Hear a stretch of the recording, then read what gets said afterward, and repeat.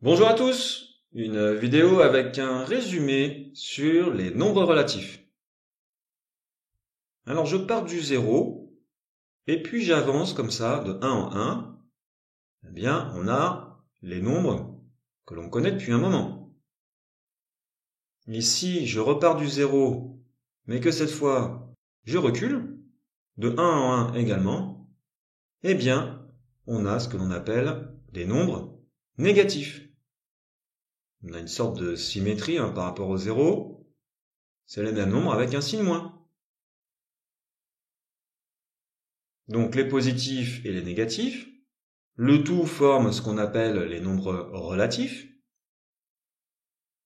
Si je m'écarte du 0 de plus en plus dans les positifs, le nombre est de plus en plus grand. Et là par contre, si on s'écarte du 0 dans les négatifs, eh bien le nombre devient de plus en plus petit.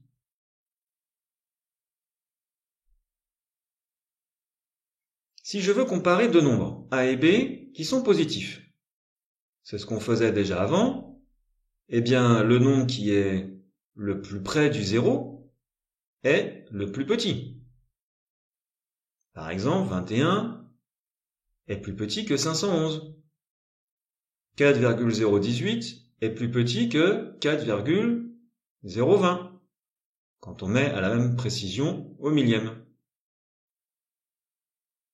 Et si je veux comparer deux nombres négatifs, eh bien cette fois, le plus petit des deux nombres sera le nombre le plus éloigné du 0.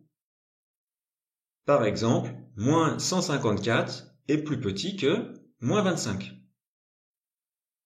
Moins 1,7 est plus petit que moins 0,005.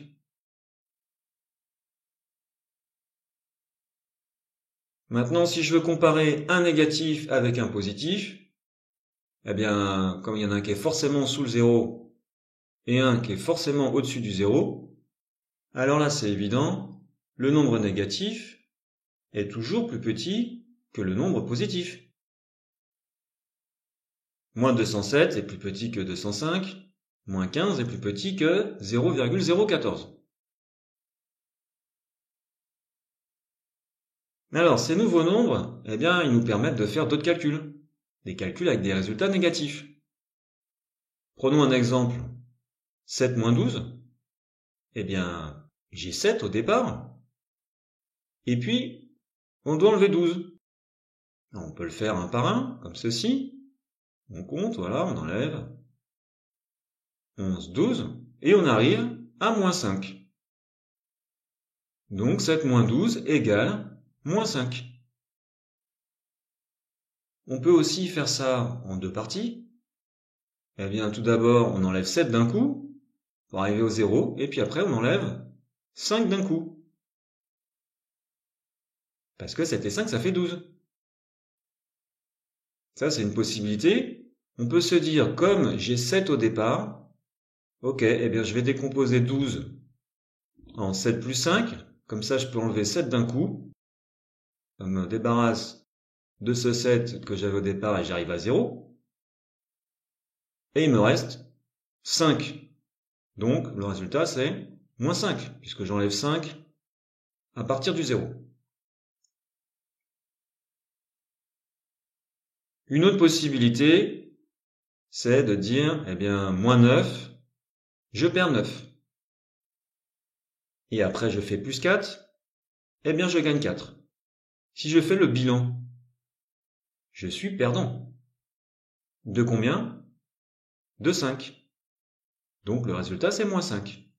Moins 9 plus 4 égale moins 5. Un autre exemple. Moins 2, je perds 2. Plus 11, je gagne 11. Si je fais le bilan, eh bien, on est gagnant de 9. Le résultat, c'est 9. Ici, moins 8, je perds 8.